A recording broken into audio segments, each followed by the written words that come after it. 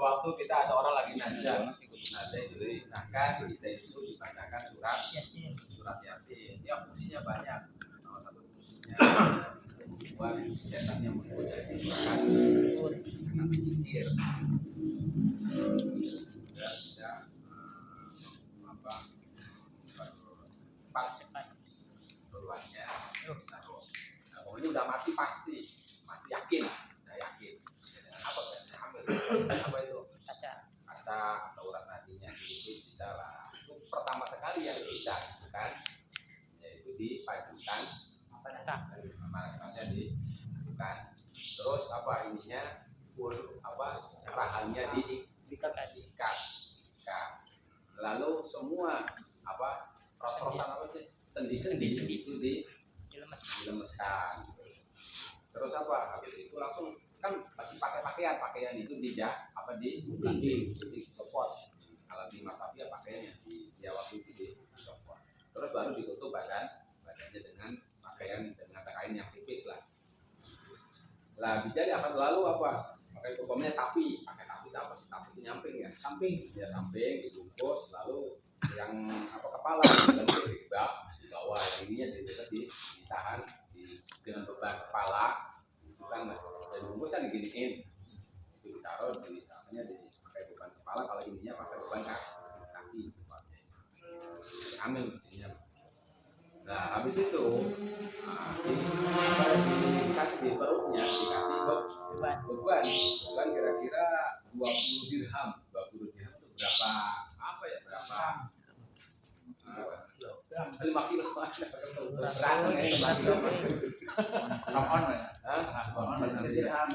ya kalau itu udah golok lah golok dikasih golok di bebannya atau kalau zaman dulu pedang gitu atau kita kasih apa aja supaya tidak melembung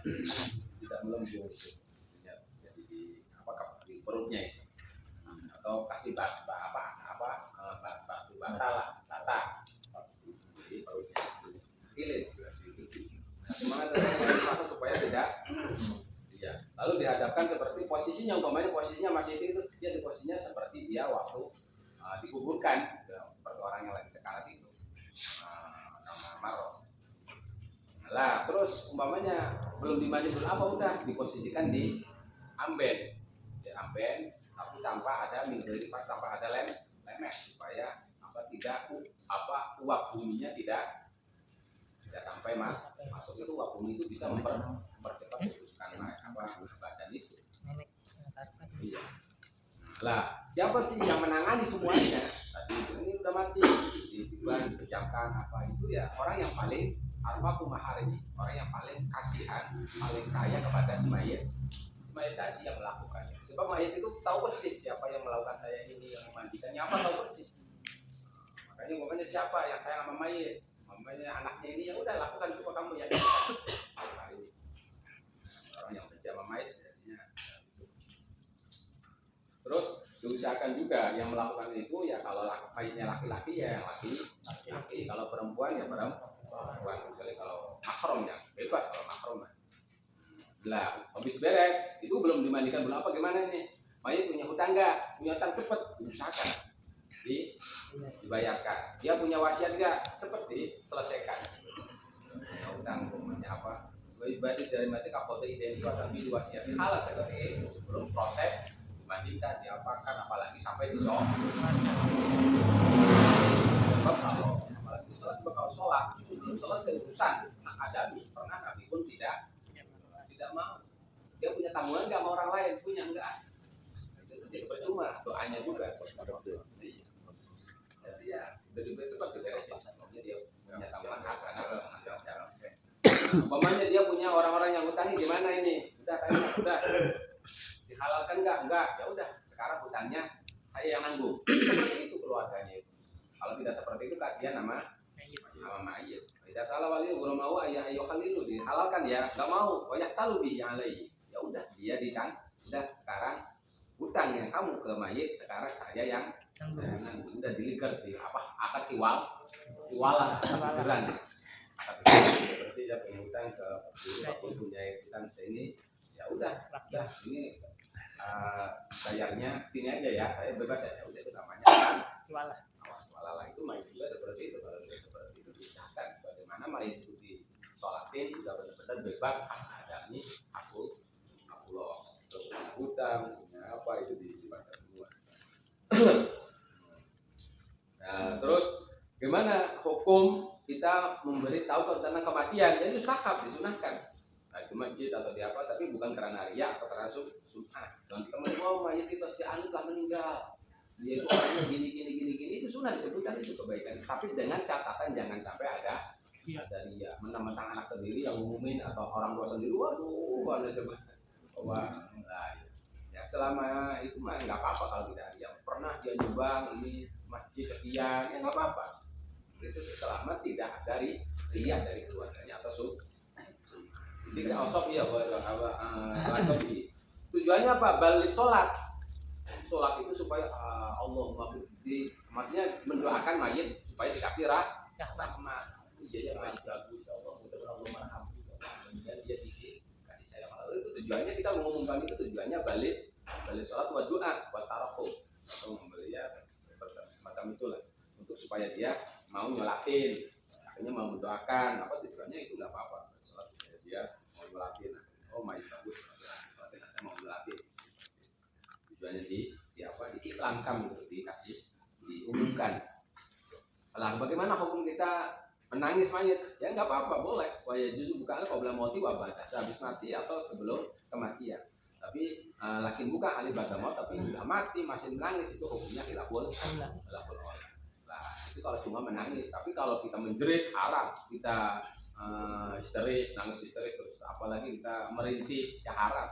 Wal jaza itu balikan bersabda itu dengan kita memukul-mukul dada, menempel wajah, menjabak-jabak raut, rambut atau kita mencoreng-coreng wajah dengan kematian itu haram semuanya. Hal itu atas itu haram. Itu tradisi jadi dia semuanya. Kalau cuma nangis sederhana mah ya nggak apa-apa. Malahan ulama itu bahasanya kan di sini boleh waya juzu al-buka. Malahan kalau kita tidak nangis orang curiga, ya udah malahan kita bagusnya nangis. Ini mah istri kita tinggal seneng-seneng wah ini curiga kawin maning. Ya udah nangis aja nangis satu saja. Nanti curiga kalau kita nangis ada ganti. Ya itu ya udah kesempatan ini. Habiskannya mau buat ya. Memang ada keterangannya itu tuh. Bahkan nangis itu dalam satu kondisi situasi disunahkan. Bila mana dengan tidak menangisnya kita itu seakan-akan dia senang kita itu dengan kematiannya.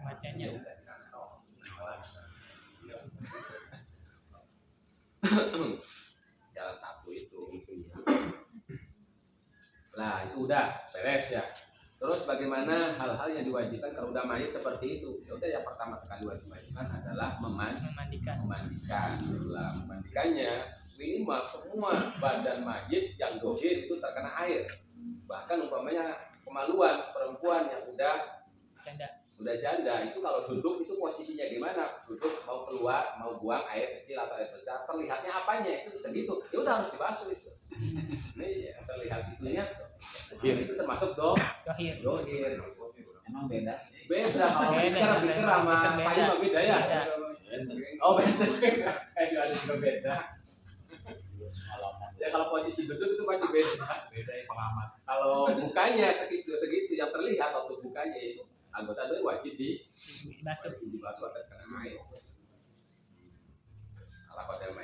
Nah gitu kalau gimana kasusnya kalau mayit itu seorang sudah dewasa tapi masih atau masih kulupan lah masih belum sunat atau masih gimana sedangkan yang di dalam kulupnya termasuk dohir gitu. Dohir itu gimana ya? Bapak tak kurupan akhlak. Paling tak ada roh dulu umpamanya itu sulit itu. Kalau dibuka itu ya udah habis dikumbah lalu ditayang untuk menggantikan posisi yang di bawah kulit. Sebab posisi tayammum tidak menggantikan mandi, menggantikan wudu, menggantikan anggota yang tidak bisa dibasuh. Wudu atau mandi. Itu fungsi tayammum itu tiga lah. Berarti ini fungsi yang itu. Udah mandi beres tapi ada yang di bawah kulit ini tidak bisa ini. Ya udah tayammum. Yumima'anhu untuk menggantikan posisi dan wajib. Wa kadzalika in kana mutanajisan didorong, begitu pun kalau itu najis. Wa yusalli alaihi, dan boleh disolati. Wakmalu, sebab kalau kita mayit belum suci itu ya tidak boleh disolat. Pokoknya tidak bisa disuciin. Ya udah, berarti kita langsung dikubur aja. Atau tidak bisa disuciin pokoknya. Nah itu paling minimal. Tapi sempurnanya memandikan mayit itu di tempat yang sepi, jangan sampai masuk kecuali orang yang memandikan. Terus dia minta bantuan, jangan sampai sendirian. Terus diposisikan mayit itu di tempat yang tinggi. Wayakun nama kalau Allah, dan posisi kepalanya lebih tinggi. Terus ditutup mayit itu. Ditutup dengan menakwi komisin balik yang masak. Nah, umpamanya tidak ada, ya wajib satu orang, minimal oratnya syukur-syukur semua badannya. Nggak bisa ya oratnya saja ditutup. Dan airnya usahakan yang dingin, kecuali hajat. Ini kalau airnya dingin sulit ini kotorannya, sebab umpamanya sangat ininya tebel, yang kotornya itu regetnya itu, ketingnya itu keting atau apa kakinya itu harus air hangat, ya udah nggak apa-apa, pakai air hangat. Itu kalau ingin sempurna ada kawasan atau ini sangat dingin sekali cuacanya, ini kasihan mayitnya, ya udah pakai air hangat nggak apa-apa. Terus airnya di tempat yang gede, mayit yang tempat yang diusahakan jauh dari tempat pemandian. Kiranya kalau ditujukan jangan sampai berakik lah, diprak. Terus pertama yang sekali itu mayit itu orang yang mandi itu mendudukkan mayit, suruh duduk, tapi posisinya bukan duduk seperti ini, jadi giniin lah, ya disandarkan. Tujuannya supaya mengeluarkan kotoran tangan kanan ditaruh di sini, terus tangan kirinya di posisi mayitnya di lihat aja maafnya di patai ini, apa sih dengkul ya? Dengkulnya posisinya di sini. Ayah suruh duduk di sini, posisinya pakai ininya di urut ini kan kepala kan. Urut pelan-pelan supaya kotoran sisa itu keluar. Terus ada mutmaroh di sebelah itu ada dupa, wangen supaya baunya kotoran mayat itu tidak Ambet. Kalau kita ada dupa kan ya bisa menutupi lah. Ya itu sunahnya itu bukan ada orang lain menyan gitu. Itu tujuannya untuk itu. Ya, supaya kotoran mayat itu tidak begitu bau dengan ada itu. Ya sunah itu tuh. Ya untuk kesempurnaan. Iya. Untuk tujuannya ya kan kotoran kan kadang-kadang sudah dengan ada bau-bau gitu kan bisa sedikit banyaknya lah mengurangi. Terus disiapkan. Terus bagaimana? Lalu diguyurkan waya dipimpin ngomong ini sebut, lalu yang bantu itu mengucurkan, yang bantu itu mayit mengucurkan, lalu turun miringkan di pofak, lalu itu dihormati mahfud dibasuh dengan pakai kalau itu sapu tangan ala yasin soalnya. Kecuali kalau kita harus membasuh kemaluan di depan belakang harus dibersihkan, dicobokin lah. Kalau dia bukan mahram, kalau dia bukan suami istri, sudah harus pakai tangan atau pakai kain. Tapi kalau suami istri mah bebas. Kalau suami istri mah ini yang harus suaminya atau istrinya, ya udah. Kita boleh pegang-pegang ya kalau suami istri. Tapi kalau orang lain tidak boleh. Harus pakai tangan dia. Ya, ilakan al-ghusil wa ahadits zauj. Tapi kalau ghusil yang memandikannya salah satu suami istrinya, ya udah enggak apa-apa, tanpa ada bersentuhan lah dengan tubuh-tubuhnya, enggak apa-apa. Tapi kalau bukan suami istri ya harus ada penghalang itu kalau dibersihkan.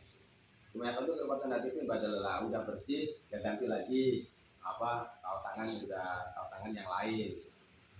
Terus dibersihkan hidungnya. Selalu diwudukan seperti wudunya orang hidup. Tapi kalau memwudukan mayit itu wajib niat. Tapi kalau memandikan mayit tidak wajib niat.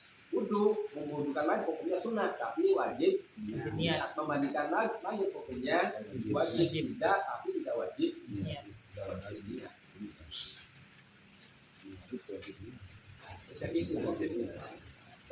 Jadi kita mewudukan mayit, walaupun mewudukan mayit itu hukumnya sunnah, pala yasihu bila niat.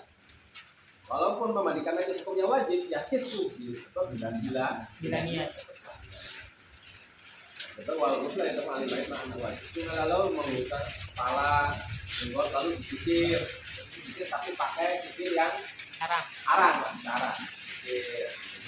Pokoknya ada yang kena disisir itu rambutnya ya harus dikembalikan oleh sisir setelah itu sisi kanan lalu sisi kiri lalu dipilihkan sisi besar lalu sisi kanan dipilihkan cuma jadi tokoh dari gila kodamai sampai dari kodam mopak tok sampai kodam ya pun haram kita memandikan mayat di terpul dikelepkan jadi dikelepkan itu haram ya ditakutkan lah sebab itu menggunakan mayat haram.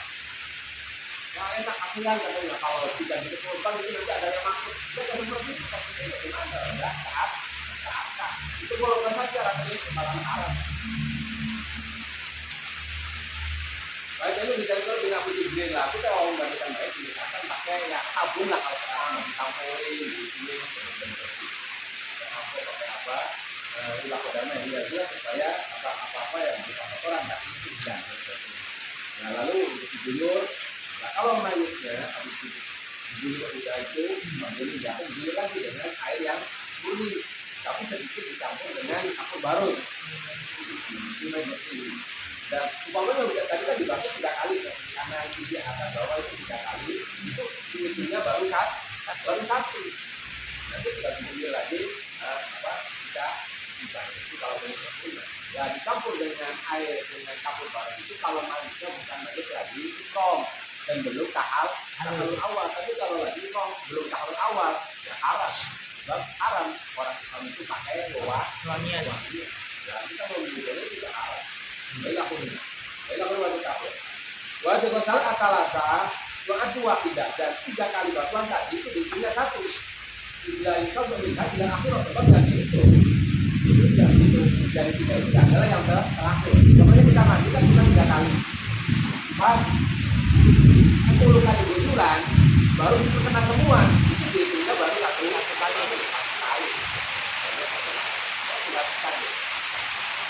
maka apa dari akhir tadi kata jumlah dia bahwa istiqan wajib itu menunjukkan kewajiban kalau dia tak perlu niat itu sebenarnya tidak mampu kalau dia tak perlu niat itu adalah maka maka niat mandi itu mana sewaktu basuhan yang awal itu lah makobrah tidak beserta yang sudah sebelumnya. Waisalu sanya wasalisa dan silakan dikerja 10 kali giliran baru selesai semua baru itu ya udah di kali tidak dua kali kan tidak lanjutkan. Maka pun antara isam maka karena semuanya itu untuk membangun semua tadi itu perlu 3 kali giliran maka jadi jumlahnya semuanya ada 9 dulu. Tapi yang 3 kali yang itu isinya 1. Wah ya 5 pasilah dan juga kita melepaskan sendi-sendinya. Tapi sebelum dimandikan dilemahkan sendi. Habis dimandikan juga kita dilemahkan lagi. Supaya semua nastan lalu dikasih aduk apa mungkin lah seperti itu. Kalau bayi kok dimandikan benar-benar bayi tidak kita dari kedua masa bayi kalau kerja benar-benar jasa kalau umpamanya udah bersih nggak apa beres keluar lagi najisnya gimana itu kotorannya ada dari kubur dari depan ya udah jangan dilanjutkan lagi cukup dengan dibersihkan aja itu kotorannya nggak usah dimandikan kalau kerja benar-benar sesuai tapi tidak terpaksa wah yang rumah atau wasil kok ini anda tidak orang nah umpamanya yang memandikan itu bukan istrinya atau bukan suaminya haram itu melihat orang mandi walaupun dia udah meninggal itu haram melihat orang. Oleh sebab Allah yang durung di badan itu lagi pada hajat dan kita dipisahkan tidak boleh kalau memakai kecuali yang sifatnya hajat, misalnya ada hajat. Wajibati wajah dan kok dan misalkan waktu kita mandikan bayi itu wajahnya ditutup pakai air, pakai sutra maka haram. Mayit lelaki dia dikafani pakai sutra sebab haram waktu dia itu pemakainya. Soalnya tuh yang halal ya udah berarti ya nggak boleh dipakai waktu dia itu udah boleh dikafani. Kalau tidak boleh ya juga tidak boleh pakai kafan. Tapi ya kalau untuk mayit itu jangan yang mahal-mahal, menang kaya udahlah.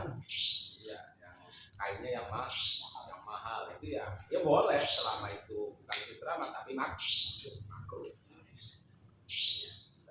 Nah, minimal itu menutupi semua badannya. Sempurnanya kalau laki-laki itu 3 lapis. Yang 3 lapis itu 1 lapisnya menutupi semuanya. Namanya dia tidak terlalu pendek ya udah ditambahkan apa mama kasih udang-udang ininya setelah jalan ini maksudnya udang lah disampaikan ya. Jadi amin ya. Iya. Mau nanti komis. Nah, kalau perempuan itu 5 izar, nyamping, kapih lah, terus komis, terus 5 itu kerudung, lalu baru 2 lapis. Nah, disunahkan kafannya itu warna putih. Terus apa sebelum itu dikasih bubuk. Terus bubuk apa sih namanya, Bu? Cendana atau apa? Iya, cendana. Yang bubuk cendana tuh. Itu.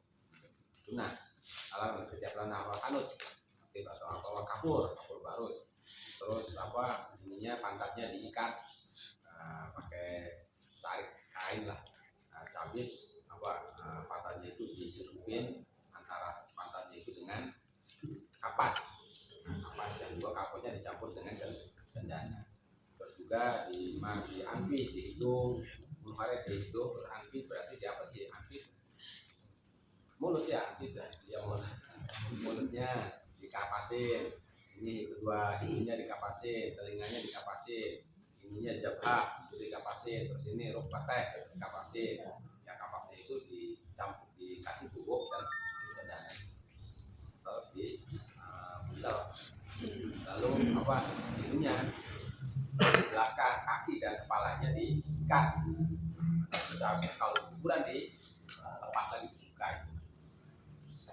Itu ya praktek kita mengkafani mayit. Pas habis dikafani lalu disolatin. Solatin itu ada 7 rukun. Pertama niatnya an-sholiyah al-barakatin ala hadam mayit. Mayiti ala man hadoro ala apa sih? Ala hadam mayit ala hadoro min anwati ala hadoro min anwati muslimin. Ini umpamanya mayitnya banyak gitu. Ya bisa mayit satu ya orang mau satu ya bisa. Ada 100 sekaligus disolatin 1 kali ya nggak apa-apa. Ya kalau 100 satu-satu ya repot ya. 100 saja udah langsung. Oh mau bilang warhamhum gitu. Satu kali. Tapi wala mudah ilah itu dari kalau halanut ilah ini yang dimaksud halanut itu berarti niat itu jadi corona. Jadi sebelum ditakjur itu udah di talqin dulu di mulahadzah dulu kepada mayit ini saya ngelakuin ini baru Allah untuk apa bukan Allah akbar itu kita di mulahadzah tadi niatkan hatinya gitu. Allah saya niatnya bukan niat. Diberentasakan ya. Allah hatinya saya niat sholat ini baik. Oh itu bukan. Karena justru niat itu sebelum kita takbir kita mulahadzah lihat saya mau ngelakuin mayit lalu kita jangan sampai hilang disertakan dengan takbir itulah yang aslinya nih. Iya, bukan Allah akbar kita di situ sholli fardhu ala hadal. Nah, itu bukan niat. Ya, Anyar lagi. Salah. Jadi penting kalau benda ayolah itu. Dan jika bikol dia halan not kidit kita berarti kan mulahadzah itu qoblan nuki. Lalu diteruskan halan nuki gitu. Halan nuki bitakbir atau udah itu. Itu kan malah lebih jelas lagi praktek niatnya. Terus berdiri itu kalau dia mampu, kalau tidak mampu ya udah nggak apa-apa duduk. Terus takbirnya 4 kali. Takbir 4 kali itu menghitung takbiratul ihram. Terus baca Fatihah. Habis takbir yang pertama terus baca sholawat. Ini makanya Allahumma sholli ala Muhammad. Sempurnanya seperti sholawat waktu kita sholat tahiyat akhir. Terus doa. Habis takbir yang ketiga itu minimal Allahumma fir lahu. Maksimalnya Allahumma arhamhu maksimalnya Allahumma fir hayyina wa sayyidina wa syahidina sampai ilah lah. Sampai mana itu? Apa? Birahmatika ya arhamar rahimin. Lah sebenarnya ayat-ayatnya mayit bayi masih anak-anak belum balik, ya udah ditambahkan. Yaqulu ma doa al awal Allahumma ighfir faratan ya bawa. Salapan untuk rumah jawa di barat. Udah sampai wal jami'il muslimin. Terus takbir yang keempat. Nah, sampai takbir keempat kita boleh langsung salam, tapi sunnahnya doa lagi.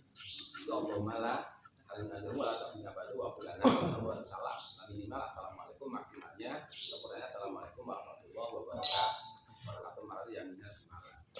Nah, umpamanya dia bareng takbirnya sama imam, Allahu Akbar, Allahu Akbar. Dia sampai tertinggal buat takbir bila udur, ya batal sholatnya. Sholat jenazah itu Allahu Akbar, Allahu Akbar. Membaca Fatihah, kita baca Fatihah. Imam takbir lagi Allahu Akbar. Terus imam baca sholawat. Ya, baca sholawat kita masih baca Fatihah, terus imam sampai beres baca sholawat takbir lagi. Lah kita batal itu. Takhaluf itu. Sebab satu takbiran itu dianggapnya rakaat dianggapnya. Imam udah takbir 2 kali, kita masih satu kali, ya udah batal. Nah, umpamanya kita baca Fatihah, imamnya kan baca doanya pendek. Gimana itu? Ya udah, kita umpamanya posisinya kita masbuk. Kita baca Fatihah baru Ar-Rahmanir Rahim Maliki Yaumiddin, imam udah takbir sebab baca doa yang ya udah kita langsung takbir saja udah. Enggak harus menyelesaikan Fatihah. Harus. Kata sore mau beliau batal selawat masuk buka minum Fatihah kalau kabar imam keberatan berarti tabahu fi takbir. Masa kok gelap. Nanti berusaha Fatihahnya itu ya buku. Lalu dia menyusuli yang misalnya imam salam. Kita belum baca sholawat, udah tinggal baca sholawat, lalu takbir lagi terus baca. Imam udah salam. Baca sholawat terus baca doa. Pokoknya tertinggal sampai tiga takbir masbuknya itu. Jadi sembah sholat mayit juga ada istilah masbuk, ada istilah muafek. Istilah masbuk muafek. Cuma sholat baru saja sholat mayit juga seperti itu. Lalu pernah enggak jadi sholat masbuk mayit itu? Jarang. Tinggalan menunggu ada. Kalau enggak jadi masbuk sholat mayit terus ini.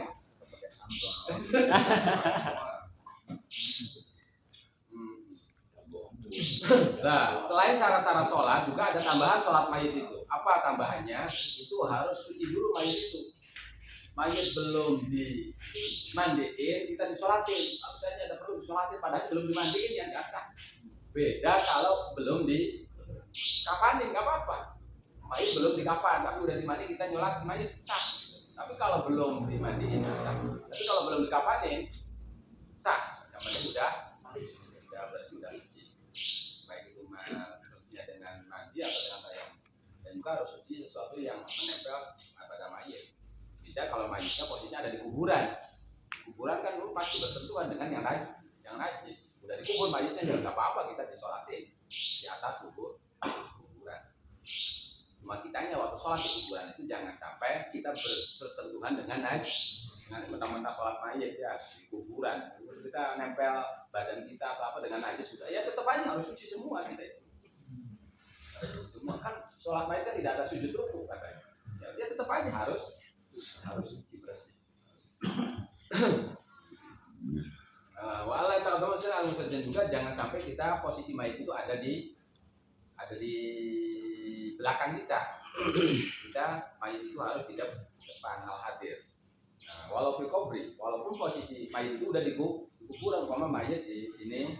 Nah, kitanya sholatnya di sebelah baratnya, mayitnya ada di timur, di belakang, yang nggak sah.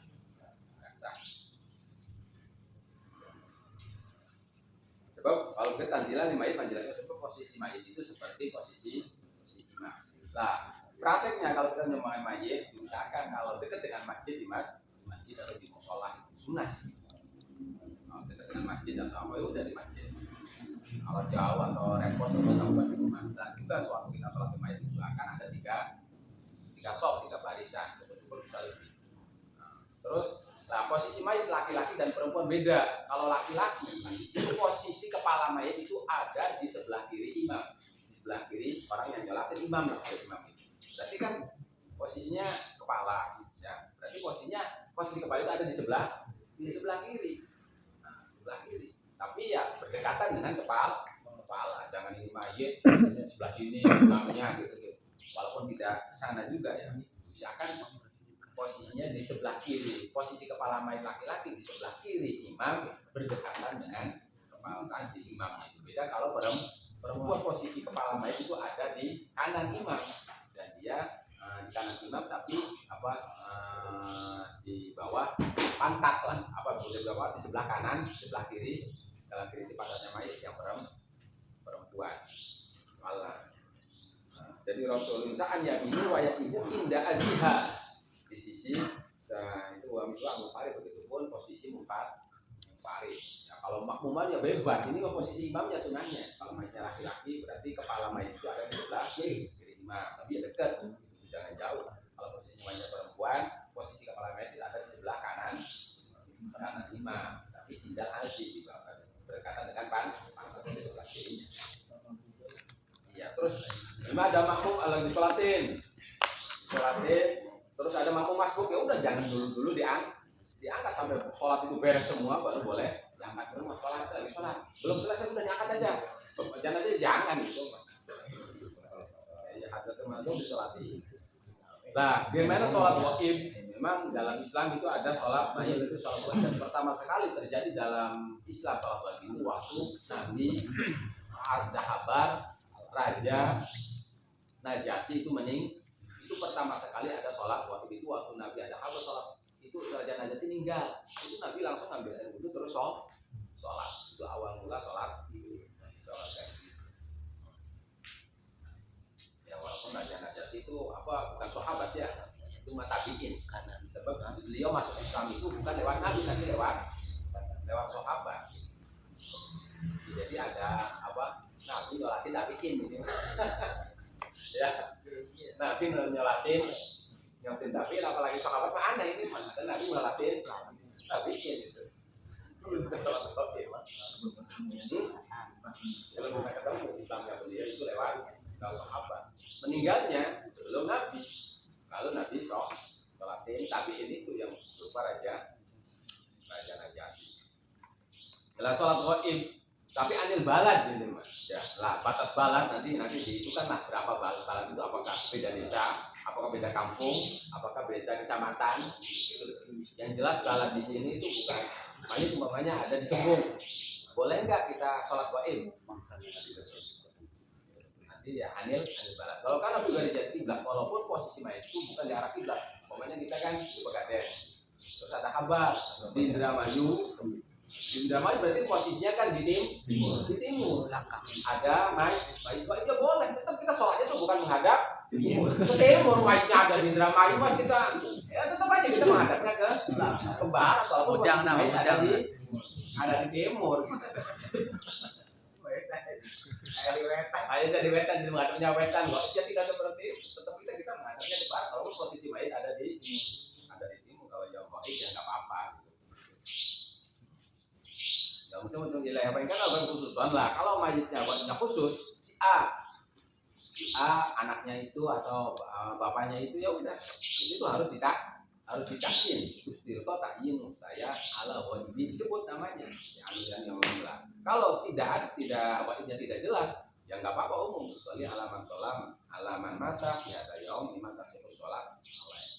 Itu kalau itu ada Palestina itu ada korban orang Muslim berapa? 100, sholat wajib ya nggak apa-apa. Jadi gimana? Ya usolli alaman mata biadal yaum iman tasihus sholat walaupun ya sebab itu tidak maksus gitu.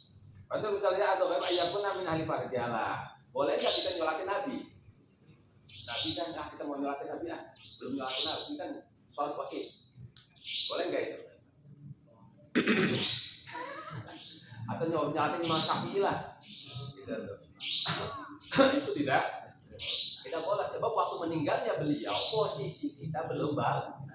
Boleh nyolatin mayat goib itu yang udah lewat selama waktu meninggalnya posisi kita ambil, terus balik muslim, terus kalau perempuan dia posisinya suci dari head. Kalau kita nyolatin umpamanya nih Soeharto meninggal, kita belum nyolatin, sekarang nyolatin sah. Gitu. Kita waktu itu belum nyolatin betul atau belum nyolatin sah, sholatin lah sholat goib sah, itu nggak apa-apa. Sebab waktu beliau meninggal kita udah balik, udah dewasa. Tapi kita nyolatin Nabi atau nyolatin Imam Syafi'i atau nyolatin yang kita waktu itu apalagi belum lahir ya nggak bisa itu. Nggak bisa. Nggak bisa. Sama hadir juga paling sering bilang mahkota. Kalaupun hadir itu tidak nyolatin kecuali mahkota alaih. Kita sholat ala kubur bisa temanku. Kita sholat di atas kuburan ya nggak apa-apa. Mau nyolatin juga di kubur, mana kuburannya? Ya kita sholatin nggak apa-apa. Jadi gua sholat tapi bisa tilman waktu dengan syarat-syarat yang tadi. Dan kita nyolatin di mayit yang udah dikubur tetap itu bukan mayit tapi mayit hadir. Ya sudah. Hadirin Allah malam ini menjelaskan tentang